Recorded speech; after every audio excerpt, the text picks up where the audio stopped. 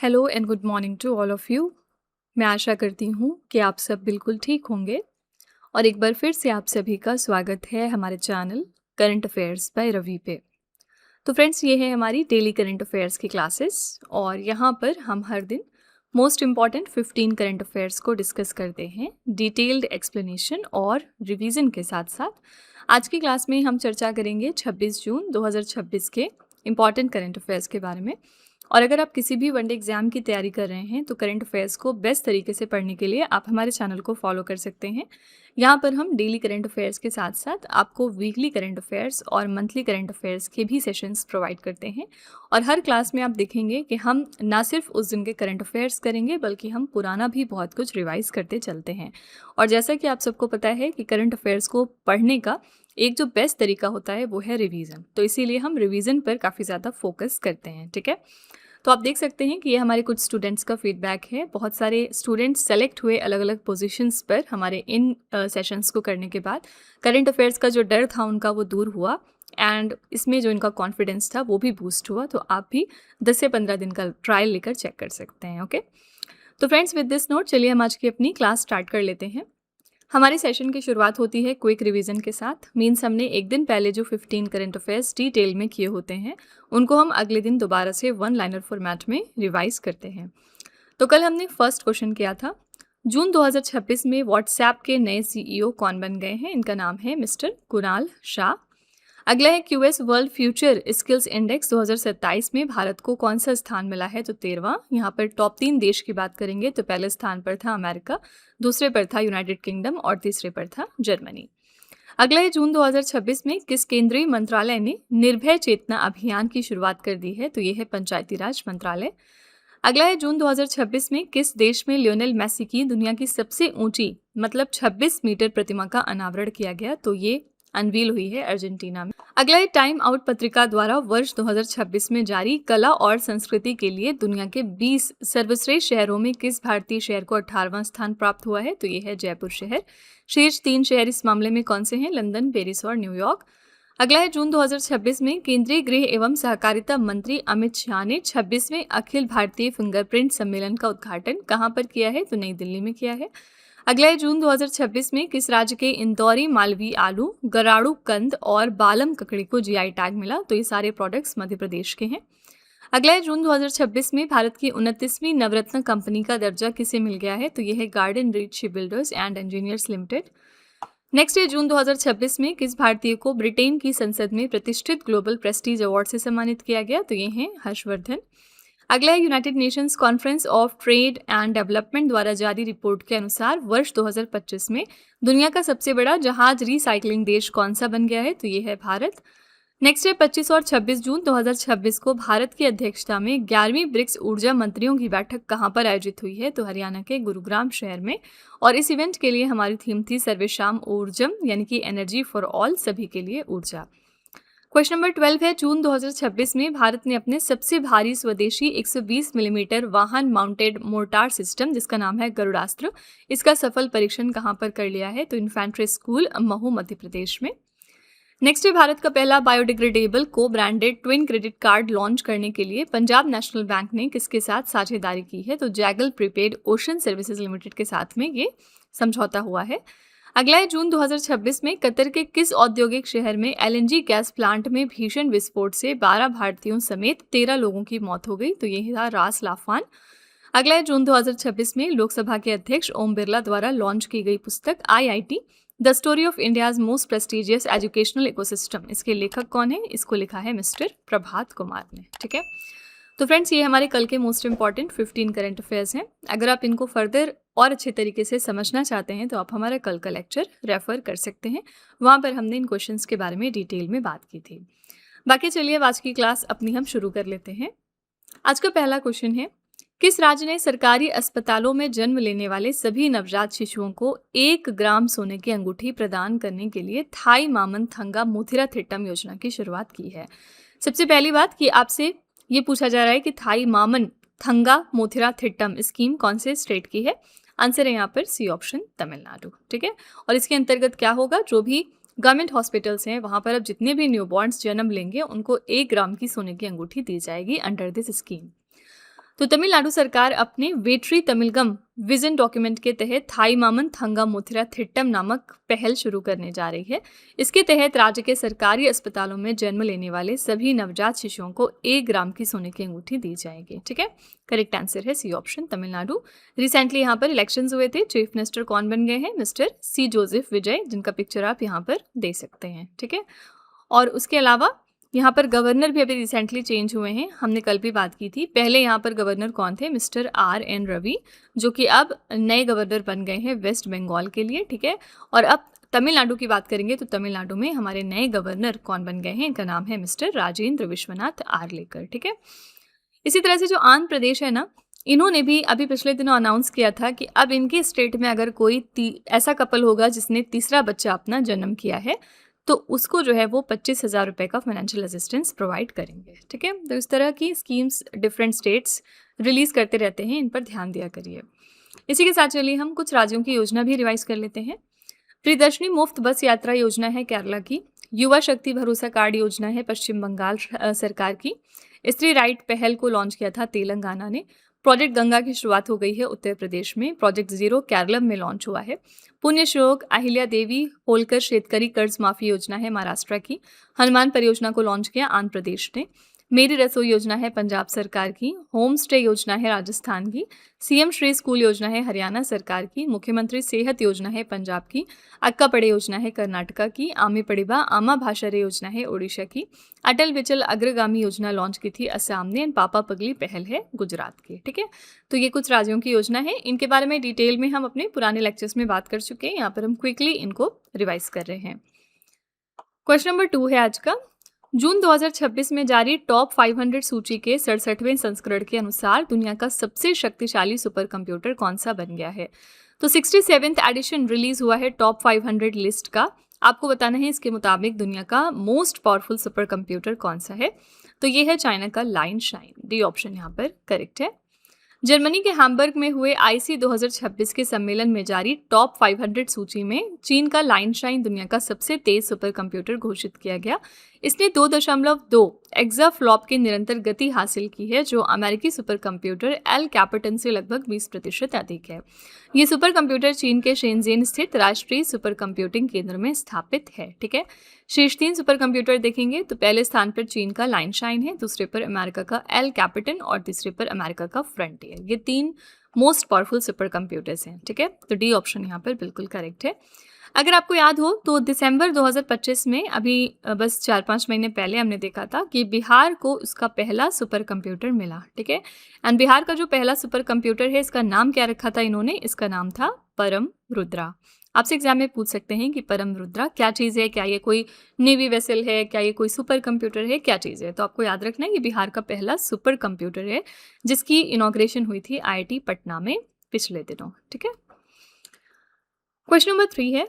भारत की पहली 3D printed artificial reef मतलब कृत्रिम प्रवाल भित्ति कहाँ पर तैनात की गई है? ये इंडिया का पहला 3D प्रिंटेड आर्टिफिशियल रीफ है। रिसेंटली हमने इसको डिप्लॉय कर दिया है।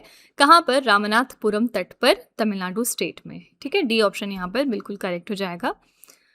तो इस परियोजना को प्रधानमंत्री मत्स्य संपदा योजना के दूसरे चरण के तहत शुरू किया गया। इसका मुख्य उद्देश्य क्या है? समुद्री पर्यावासों यानी हैबिटाट्स की बहाली, जैव विविधता में वृद्धि और तटीय मछुआरों की आजीविका को बढ़ाना। ठीक है, 3D प्रिंटेड कृत्रिम प्रवाल भित्ति पर्यावरण अनुकूल सामग्री से बनी एक मानव निर्मित समुद्री संरचना है, जो हूबहू प्राकृतिक मूंगे जैसी दिखती है।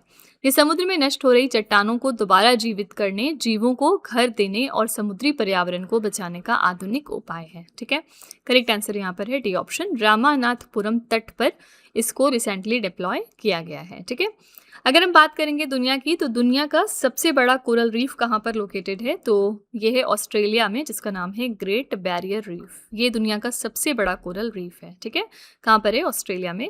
इंडिया के अंदर बात करेंगे तो इंडिया के अंदर जो हमारा सबसे बड़ा कोरल रीफ है वो आपको मिलेगा अंडमान एंड निकोबार आइलैंड्स में। यहीं पर सबसे ज़्यादा कोरल रीफ्स इंडिया के अंदर मौजूद हैं। ठीक है, क्वेश्चन नंबर 4 है।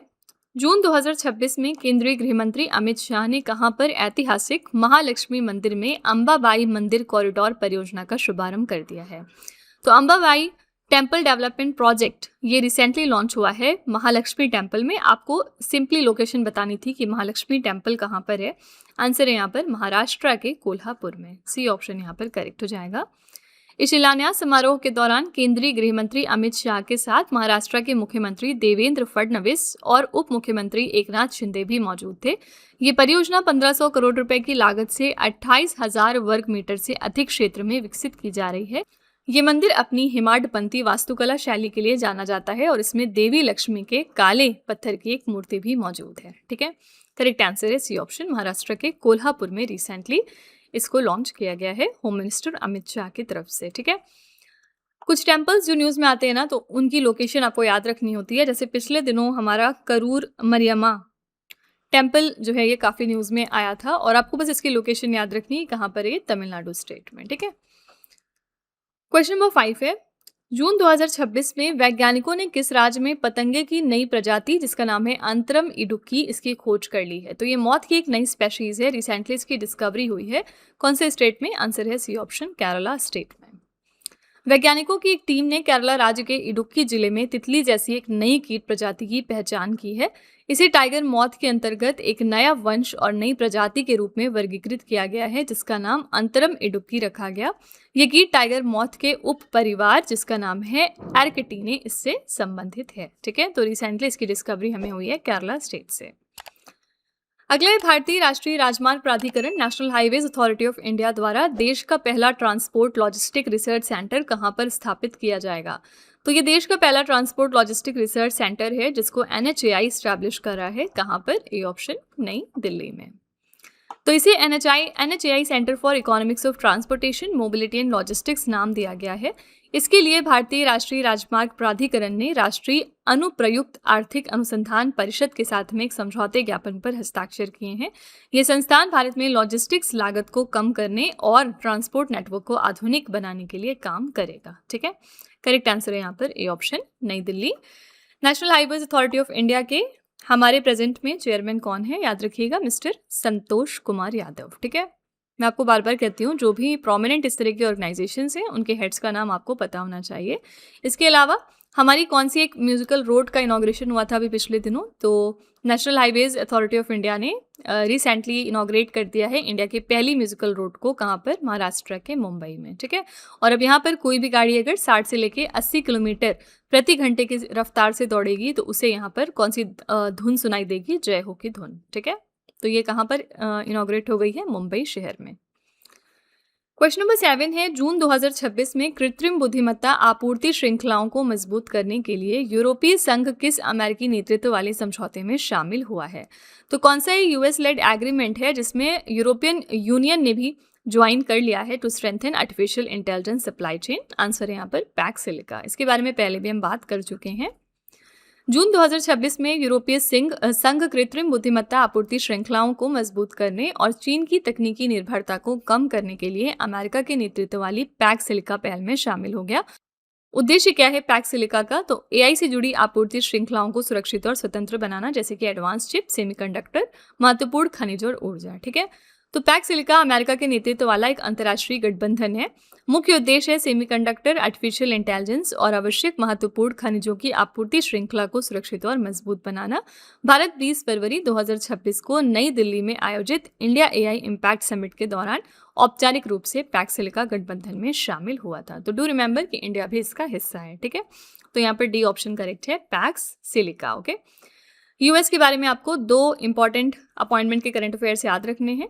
पहली बात तो ये कि इनका जो नासा है, यानी कि जो इनकी स्पेस एजेंसी है नासा, उसमें अभी रिसेंटली नए हेड अपॉइंट हो गए हैं। इनका नाम क्या है? जेरेड आइसेकमैन। ठीक है, अभी 2025 के लास्ट में इनका अपॉइंटमेंट हुआ था और ये बिलियनायर हैं US के। दूसरी इंपॉर्टेंट बात यह है कि जो यहाँ पर US फेडरल रिजर्व है, यानी जो इनका सेंट्रल बैंक है, उसमें भी अभी रिसेंटली जो नए हेड बने हैं वो कौन है? Mister Kevin wash. तो ये 2 अपॉइंटमेंट के क्वेश्चन आपको US से याद रखने हैं। ठीक है, क्वेश्चन नंबर 8 है, जून 2026 में भारत के नियंत्रक एवं महालेखा परीक्षक ने सार्वजनिक क्षेत्र की लेखा परीक्षा यानी ऑडिटिंग में सहयोग के लिए किस देश के साथ में समझौते ज्ञापन पर हस्ताक्षर कर लिए हैं। तो controller and auditor general of India ने ये MOU रिसेंटली साइन कर लिया है इजराइल देश के साथ। किस लिए? For cooperation in public sector auditing. तो ये समझौता भारत के नियंत्रक एवं महालेखा परीक्षक और इजराइल की सर्वोच्च लेखा परीक्षा संस्था के बीच हुआ है। इसके तहत भारत और इजराइल पब्लिक सेक्टर ऑडिटिंग यानी सरकारी मंत्रालयों, विभागों, एजेंसियों के वित्तीय लेन देन और कामकाज की स्वतंत्र जांच करेंगे। ठीक है, इजराइल की राजधानी है यरूशलेम और यहाँ पर मुद्रा चलती है इजरायली नई शेकेल। ओके, तो यहाँ पर ए ऑप्शन करेक्ट है, इजराइल। फाइन। प्रेजेंट में हमारे controller and auditor general of India हैं कौन? इनका नाम क्या है? मिस्टर के संजय मूर्ति। ठीक है, ये हमारे प्रेजेंट में कैग हैं। क्वेश्चन नंबर 9 है, जून 2026 में भारत की अध्यक्षता में ब्रिक्स अंतरिक्ष एजेंसियों के प्रमुखों की बैठक कहां पर आयोजित हुई है? तो BRICS heads of space agencies की meeting under India's chairship organize की गई है बेंगलुरु शहर में। सी ऑप्शन यहाँ पर करेक्ट है। इस महत्वपूर्ण बैठक की मेजबानी भारतीय अंतरिक्ष अनुसंधान संगठन और अंतरिक्ष विभाग द्वारा विदेश मंत्रालय के सहयोग से की गई है। इस बैठक में ब्रिक्स देशों के 26 प्रतिनिधियों और वरिष्ठ अधिकारियों ने हिस्सा लिया। ठीक है, और इस इवेंट के लिए हमारी थीम क्या थी? मजबूती, इनोवेशन, सहयोग और सस्टेनेबिलिटी के लिए निर्माण, मतलब building for resilience, innovation, cooperation and sustainability. ठीक है, तो सी ऑप्शन करेक्ट है, बेंगलुरु शहर। ब्रिक्स के बारे में पहले भी हम चर्चा कर चुके हैं। ओरिजिनली इसको किसने फॉर्म किया था? 4 कंट्रीज ने, ब्राजील, रशिया, इंडिया और चाइना ने। साउथ अफ्रीका ने इसको 2010 में ज्वाइन किया, तो ये ब्रिक्स बना। और बाद में जाके और भी कंट्रीज अब इसका हिस्सा बन चुकी हैं। जैसे कौन कौन सी कंट्रीज इसमें और जुड़ चुकी हैं? सबसे पहले इजिप्ट, फिर इसके बाद दूसरी कंट्री है एथियोपिया, फिर यहाँ पर तीसरी कंट्री है ईरान, फिर है सऊदी अरेबिया, इसके बाद यूएई और इसकी सबसे लेटेस्ट कंट्री है इंडोनेशिया। ठीक है, तो इन 6 कंट्रीज ने बाद में इसको और ज्वाइन कर लिया था। क्वेश्चन नंबर 10 है, जून 2026 में नोबेल पुरस्कार जीतने वाले प्रसिद्ध भौतिक विज्ञानी फ्रांसवा एंगलर्ट का 93 वर्ष की आयु में निधन हो गया। वो किस देश के नागरिक थे? आपको बताना है कि ये कौन से कंट्री के सिटीजन थे। आंसर है बेल्जियम। ए ऑप्शन करेक्ट है। फ्रांसवा एंगलर्ट को वर्ष 2013 में भौतिकी का नोबेल पुरस्कार ब्रिटिश वैज्ञानिक पीटर हिग्स के साथ संयुक्त रूप से दिया गया था। उन्होंने 1964 में एक ऐसे सिद्धांत का प्रस्ताव रखा था जो ये समझाता है कि उप परमाणु कणों में द्रव्यमान कहाँ से आता है। वर्ष 2012 में सर्न की लार्ज हैड्रॉन कोलाइडर प्रयोगशाला में इस कण की पुष्टि हुई, जिसे दुनिया भर में हिग्स बोसॉन या गॉड पार्टिकल के नाम से जाना जाता है। ठीक है, तो यहाँ पर ए ऑप्शन करेक्ट है, बेल्जियम। जो आपके लेटेस्ट नोबेल प्राइज विनर्स होते हैं उनका नाम आपको याद रखना होता है। जैसे 2025 में अगर 2 कैटेगरी देखें जो मोस्ट इंपॉर्टेंट है, तो पहली है नोबेल पीस प्राइज की। ये किसने जीता था? मारिया कोरेना मचाडो ने, और ये वेनेजुएला कंट्री को बिलोंग करती थी। ठीक है, इसी तरह से नोबेल प्राइज इन लिटरेचर किसको दिया गया था? तो इसके लिए विनर कौन थे? लाज्लो क्राज्नाहोरकाई। ठीक है, और इनकी कंट्री क्या थी? ये हंगरी कंट्री से बिलोंग करते हैं। तो ज़्यादातर आपसे ये दोनों कैटेगरीज ही एग्जाम में पूछी जाती हैं, क्योंकि बाकी जो कैटेगरीज है ना, फिजिक्स में और मेडिसिन में और केमिस्ट्री में, उसमें क्या होता है, ज्वाइंटली 2-3 लोगों को दिया जाता है। तो इसमें आपको याद रखना है कि नोबेल पीस प्राइज और लिटरेचर में, क्योंकि एक विनर थे 2025 में, तो इनके नाम एग्जाम में पूछे जा सकते हैं अलॉन्ग विद द कंट्री। ठीक है, क्वेश्चन नंबर 11 है, जून 2026 में वस्त्र मंत्रालय ने वैश्विक बाजारों के लिए वस्त्र शीर्षक से 2 दिन का विभागीय शिखर सम्मेलन का उद्घाटन कहां पर किया? तो ये 2 दिन का डिपार्टमेंटल समिट था जिसका नाम था टेक्सटाइल फॉर ग्लोबल मार्केट, और इसको टेक्सटाइल मिनिस्ट्री ने रिसेंटली इनॉग्रेट कर दिया है नई दिल्ली में। डी ऑप्शन यहाँ पर करेक्ट है। इस सम्मेलन का उद्घाटन कपड़ा मंत्री गिरिराज सिंह ने किया है। मुख्य उद्देश्य क्या है? भारतीय कपड़ा उद्योग को अंतर्राष्ट्रीय स्तर पर प्रतिस्पर्धी बनाना और वैश्विक बाजारों में भारत की निर्यात हिस्सेदारी को बढ़ाना। ठीक है, थीम क्या रखी गई थी इस इवेंट के लिए? वैश्विक बाजारों के लिए वस्त्र, 2030 तक $100 अरब के निर्यात का लक्ष्य हासिल करने की रणनीति, textile for global market, strategy for achieving $100 billion exports by the end of 2030। ठीक है, तो यहाँ पर डी ऑप्शन करेक्ट है, मतलब नई दिल्ली। क्वेश्चन नंबर 12 है, जून 2026 में किस राज्य या फिर केंद्र शासित प्रदेश ने हेमिस मठ में प्रसिद्ध 2 दिवसीय वार्षिक हेमिस फेस्टिवल कहां पर मनाया? तो हेमिस फेस्टिवल कहां का त्योहार है? आंसर है लद्दाख। रिसेंटली ये सेलिब्रेट हुआ है। ये त्योहार तिब्बती बौद्ध धर्म के गुरु पद्म संभव की जयंती के उपलक्ष्य में मनाया जाता है। उत्सव का मुख्य आकर्षण लद्दाखी भिक्षुओं द्वारा किया जाने वाला शम नृत्य है, जिसमें वो रंग बिरंगे पारंपरिक मुखौटे और पोशाक पहनकर नृत्य करते हैं। तो डू रिमेंबर कि हेमिस फेस्टिवल कहाँ का त्योहार है? लद्दाख यूनियन टेरिटरी का। रिसेंटली राजा परबा फेस्टिवल भी मनाया गया है, और राजा परबा फेस्टिवल कहाँ का है? तो ये उड़ीसा राज्य का त्योहार है। ठीक है, मानसून के जब आने लगता है तो उस चीज़ को सेलिब्रेट करने के लिए उड़ीसा के लोग राजा परबा त्योहार मनाते हैं। क्वेश्चन नंबर 13 है, attractiontickets.com द्वारा जारी किए गए वैश्विक सर्वेक्षण के अनुसार किस भारतीय हवाई अड्डे को दुनिया का तीसरा सबसे परिवार अनुकूल एयरपोर्ट घोषित किया गया है? तो ये इंडिया का एयरपोर्ट कौन सा है जिसको दुनिया का तीसरा most family friendly airport declare किया गया? तो ये है बेंगलुरु का केम्पेगौड़ा अंतर्राष्ट्रीय हवाई अड्डा। बी ऑप्शन यहाँ पर बिल्कुल करेक्ट है। attractiontickets.com द्वारा जारी किए गए इस वैश्विक सर्वेक्षण में बेंगलुरु के केम्पेगौड़ा अंतर्राष्ट्रीय हवाई अड्डे को 20 में से 18.6 का समग्र स्कोर प्राप्त हुआ। यह हवाई अड्डा बच्चों के साथ यात्रा करने के मामले में दुनिया भर में तीसरे स्थान पर आ गया है। ठीक है, शीर्ष 3 स्थान देखेंगे तो पहले स्थान पर है फिनलैंड का हेलसिंकी वांटा एयरपोर्ट, दूसरे पर है सिंगापुर का चांगी एयरपोर्ट और तीसरे पर है बेंगलुरु का केम्पेगौड़ा अंतर्राष्ट्रीय हवाई अड्डा। ठीक है, तो यहाँ पर करेक्ट आंसर है बी ऑप्शन। पिछले दिनों हमारे 2 एयरपोर्ट्स और थे जो न्यूज़ में आए थे। पहला हो गया आपका नावी मुंबई इंटरनेशनल एयरपोर्ट और दूसरा यहाँ पर था लोकप्रिय गोपीनाथ बरदोली एयरपोर्ट जो कि गुवाहाटी में लोकेटेड है। ये दोनों एयरपोर्ट्स क्यों न्यूज़ में आए थे? क्योंकि ये दुनिया के मोस्ट ब्यूटीफुल एयरपोर्ट्स साबित हुए हैं 2026 में, एंड ये रिपोर्ट दी थी UNESCO based Prix Versailles organization ने। ठीक है, तो आपको याद रखना है कि इंडिया की तरफ से कौन से 2 एयरपोर्ट्स इसमें शामिल हुए थे, नावी मुंबई इंटरनेशनल एयरपोर्ट और लोकप्रिय Gopinath Bardoli international airport. Question number 14 है, नीति आयोग द्वारा जारी ट्रेड वॉच क्वार्टरली के 8वें संस्करण के अनुसार वित्त वर्ष 2025 और 26 के दौरान भारत का कुल वस्तु एवं सेवा व्यापार कितने ट्रिलियन अमेरिकी डॉलर के स्तर पर पहुंच गया? तो 8th एडिशन रिलीज हो गया है ट्रेड वॉच क्वार्टरली का नीति आयोग की तरफ से, और इसके मुताबिक इंडिया का टोटल ट्रेड जो है गुड्स एंड सर्विसेज में वो फाइनेंशियल ईयर 2025 टू 26 में पहुंच गया है 1.84 ट्रिलियन अमेरिकी डॉलर पर। डी ऑप्शन बिल्कुल करेक्ट हो जाएगा। तो नीति आयोग के उपाध्यक्ष डॉक्टर अशोक कुमार लाहिनी ने जून 2026 में नई दिल्ली में वित्त वर्ष 2025 और 26 की चौथी तिमाही के लिए ट्रेड वॉच क्वार्टरली का 8वां संस्करण जारी किया। इसके अनुसार वित्त वर्ष 2025 और 26 के दौरान भारत का कुल वस्तु एवं सेवा व्यापार 5.4% की वार्षिक वृद्धि के साथ 1.84 ट्रिलियन अमेरिकी डॉलर के स्तर पर पहुंच गया है। ठीक है, करेक्ट आंसर है यहाँ पर डी ऑप्शन 1.84 ट्रिलियन अमेरिकी डॉलर। कमेंट सेक्शन में जरा बताइएगा कि नीति आयोग में प्रेजेंट में सीईओ कौन है।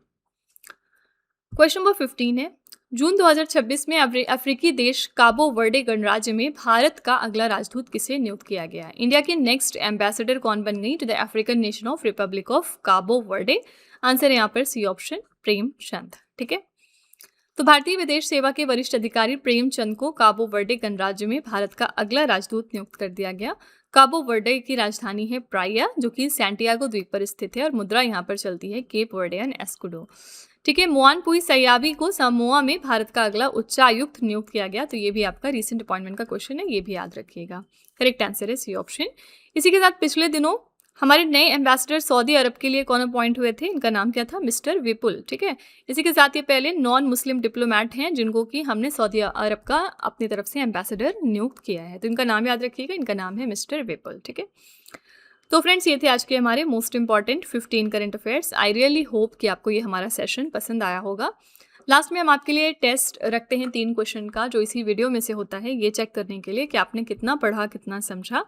आज का पहला क्वेश्चन है आपके लिए, जून 2026 में किस राज्य के पारंपरिक जसदान पटारी संदूक को जीआई टैग दिया गया?